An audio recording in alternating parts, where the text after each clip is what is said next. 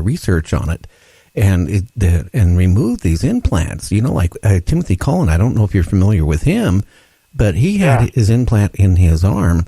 And when they removed it again, the compound was a silver base, and it had a weird membrane around it. But the compound of the silver was mixed with something else that, well, they said it could not ever been formulated on Earth. Yeah, it's smoking gun evidence. In my mind, the proof for UFOs is already in the public arena. It's scattered, and it's, all over the place, and it's littered with kind of disinformation and all kinds of stuff that makes it difficult to find. But the implant evidence, for Pete's sake, I mean, you can't deny it. Well, look what we do. We take fish, we put transmitters right in wildlife, to see how they live and how far they travel and all that stuff. So maybe, they're really monitoring us too. Not maybe just what we do, but what we think, our function, what our day-to-day life is. I don't know. And that's what the scary part is. And then, honestly, Preston, I get people calling me up on my show or guests on my show telling me that aliens, the Greys, are friendly, warm, fuzzy little creatures that love mankind and they're here to save us.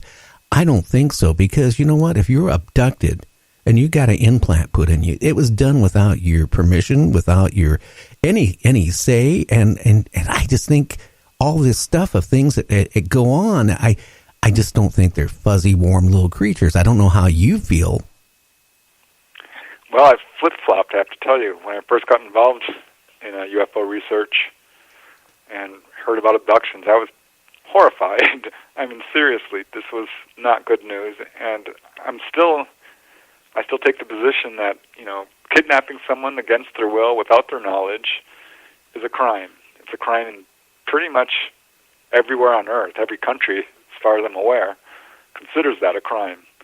So I don't see how you can walk that back and say, people have said, maybe they're emergency doctors trying to pick someone up and, they're trying to do a job. And, yeah, that may well be true. Now, I don't think that they're evil. I don't think they're demonic. I've looked into demonic phenomena because, there's a number of people who believe this. And I always ask the witnesses, how do you feel? Do you feel that these beings are evil? Do you think they're good? What is your take on it? And by and large, no one will say that they're evil in the true sense of the word. I think the worst I get is they're arrogant, they're uncaring, they're not emotional, and they treat people with really a horrible bedside manner in many cases. Not answering any questions, and not being very comforting. Now, this is not always the case. There's a bell curve, is what I have found. A lot of people who are having traumatic abductions seek help. They're seeking therapy. Fear sells. It's done very well in our media, and I think for that reason, there's the media's portrayal of the gray abduction phenomena has been slanted towards the negative more than it actually is. I think we're seeing more of a bell curve.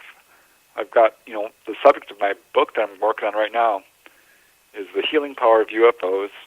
And it uncovers or profiles 300 cases of people who have been physically healed as a result of a UFO encounter.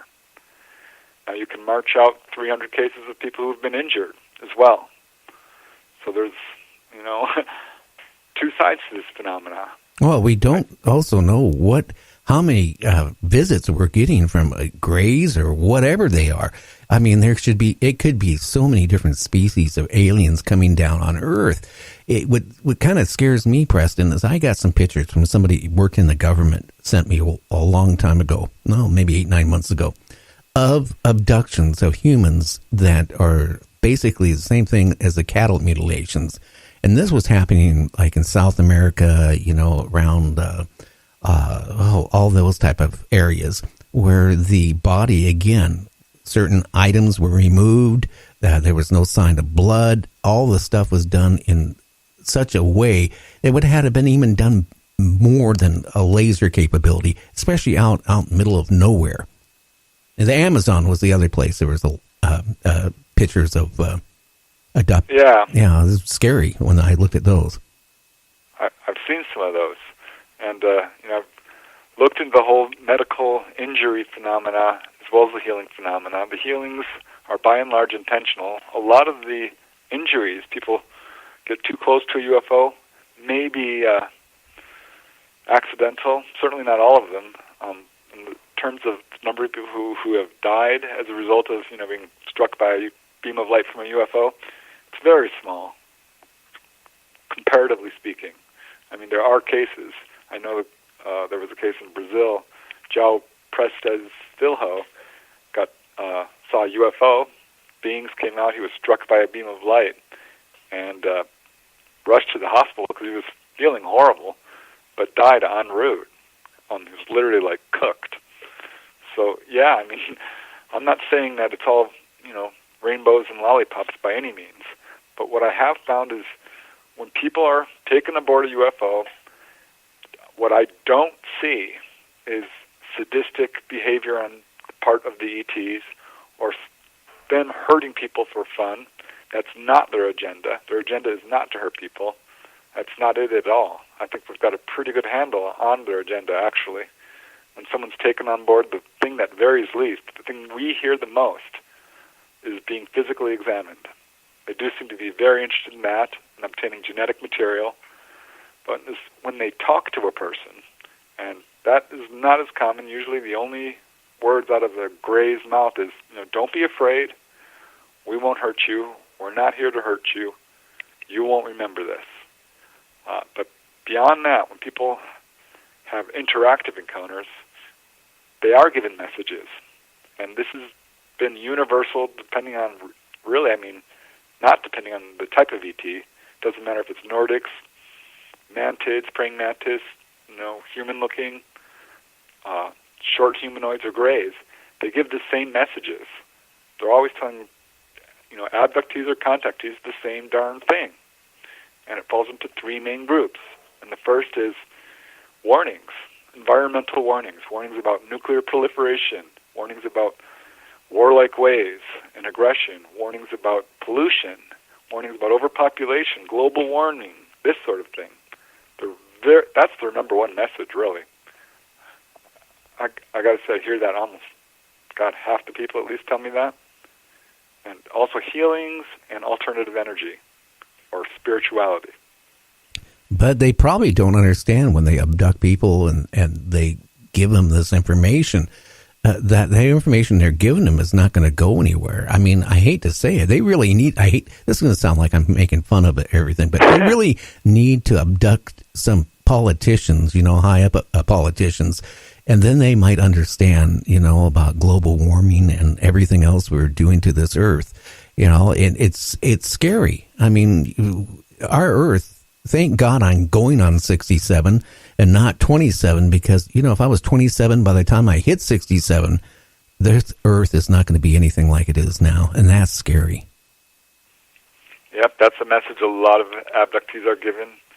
And, it's not just abductees at this point. Our own mainstream scientists, the Native American elders, near-death experiencers, psychics, out-of-body explorers are being given these same, sort of messages and prophecies.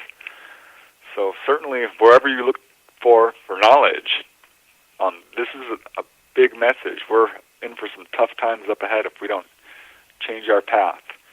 And I think speaking towards the ET agenda, with them being very concerned about that, shows to me a positive side. They're not here to destroy our planet. As far as taking over, I don't think that's the case either. They could easily do it if they want. In a way, they kind of already have. There's some evidence that they've been manipulating our genetics for a very long time. So I don't know. I don't think that their agenda is nefarious. Overall, I think they're trying to. There seems to be something that's really attracting not only grays but a large variety of races to our planet. And if you believe what the abductees are saying, we're moving into a new era, or there's going to be a raising of vibration, or a raising to the fifth dimension, or lots of people put it different ways, and I'm not even really sure what they're trying to express here, but a fundamental change in reality in some way. Well, I think the whole Earth is going to change, and I don't know how mankind will be able to accept what happens when the Earth changes. How many of us will still be around? And, I think they are giving us some type of warnings that, you can't conduct business the way that we're doing. If they wanted to destroy us, it'd been like Hitchhiker's Guide to the Galaxy, where they push a little button, right? And then zap, Earth is gone. I mean, if they have the technology to come here and do all this stuff, they could take us out like that. Yeah, I kind of wonder why they don't just land and let's clean things up for you. I mean, I guess that's not going to solve our problems. To have someone else solve them for us is one reason.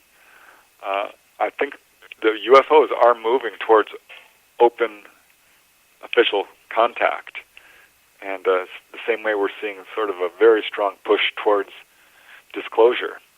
And I think ETs are contacting politicians.